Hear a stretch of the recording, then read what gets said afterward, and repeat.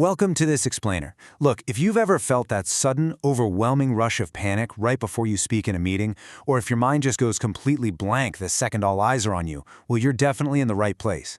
Today, we're going to transform public speaking from a major source of anxiety into a massive professional advantage for you, using a really structured toolkit of proven strategies. Let's get right into it. If the thought of speaking up terrifies you, you are far from alone. Actually, research shows up to 30% of people share this exact same fear. To put that into perspective, that's nearly 1 in 3 people in any given room dreading the spotlight just as much as you are. And yeah, this anxiety gets even more pronounced when we're navigating high-stakes professional settings where literally every interaction can feel like a test. But here's the thing. Mastering this skill, especially if you happen to communicate in a second language at work, is an absolute career accelerator. It is not just a nice-to-have soft skill, right? It's a vital tool for your growth. Imagine just stepping into a boardroom entirely ready to lead a team or impress potential clients. Being able to speak with genuine confidence completely fundamentally changes how people perceive your expertise. It's a total game changer. So here's our structured toolkit for today. We'll be covering the public speaking fear, mastering your vocal delivery, perfecting your physical presence, crafting engaging content, and finally, your career accelerator. Let's kick things off with mastering your vocal delivery. How to actually sound like a leader. We all do it, but filler words like or like really cloud your message. They diminish your authority, kind of making you seem unsure or maybe unprepared. So what we want to do is practice swapping out those tiny interjections for strategic pauses. Pauses do the exact opposite. They give your words incredible weight, and crucially, they give your audience time to absorb complex information. Try recording yourself speaking, catch those verbal crutches, and consciously replace them with a brief, powerful silence. Now, to project true confidence across a room, you really have to engage your diaphragm. Don't just speak from your throat. You need to power your speech with deep breaths. Think of it like filling up a balloon. The more air you have, the farther your voice travels without straining. A well-projected voice is an immediate signal of authority. It tells everyone you aren't just there to speak, you are there to be heard. Next up, deliberately drop your pace. Clearly enunciating your words demonstrates immense control, and it's fantastic for bridging the gap of accents or language barriers. Try practicing with a much slower pace. And hey, don't be afraid to warm up with actual tongue twisters before a big presentation. You might feel a little silly doing it in the mirror, but I promise it's a remarkably effective way to sharpen your articulation before you walk into that room. Moving right along to perfecting your physical presence, what they see before you even speak. I see you, I value your presence, and I am speaking directly to you.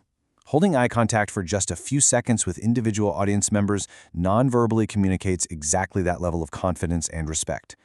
Whatever you do, avoid the temptation to just stare down at your notes or gaze blankly at the back wall. Lock eyes, build that quick connection, and then move to the next person. You'll literally notice the dynamic of the room change immediately. So combine that eye contact with a rock-solid physical foundation. Stand tall with your shoulders back to really exude readiness. Use purposeful hand gestures to emphasize your key points. Though, pro tip, you might want to practice this in front of a mirror so you don't look like you're out there directing traffic. And please, never underestimate a genuine smile. It's this universal sign of openness that instantly puts everyone at ease. Our third pillar is all about crafting engaging content, keeping the audience hooked. We all know first impressions act like a giant magnet. You want to draw your audience in right away with an engaging hook. Please don't start with a dry, boring agenda. Instead, kick things off with a surprising recent data point that completely wakes them up, or maybe a highly relevant client story that makes everyone incredibly curious about what you're going to say next. Once you've got their attention, cement your ideas by weaving in concrete examples. Share a personal success story, or even a challenge. Maybe use a well-known case study, or toss in a practical anecdote.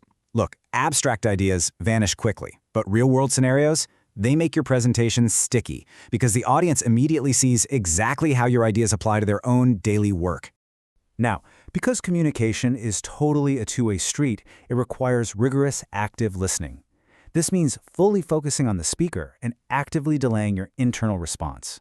Seriously, avoid planning what you're going to say while they're still talking, which, let's be honest, is a trap we absolutely all fall into. Instead, wait, process, and summarize their point before you reply. It clears up miscommunications instantly and builds massive, massive rapport.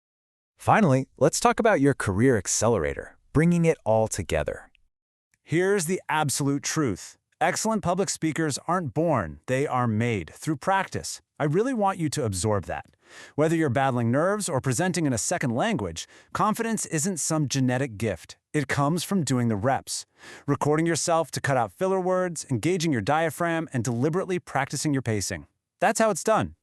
By deliberately mastering your voice, your physical presence, and your content, you take complete control of your professional narrative. You stop just, participating in meetings, and you start actually driving them. So as we wrap up this explainer, I want to leave you with one final thought to mull over. What will your next presentation say about you?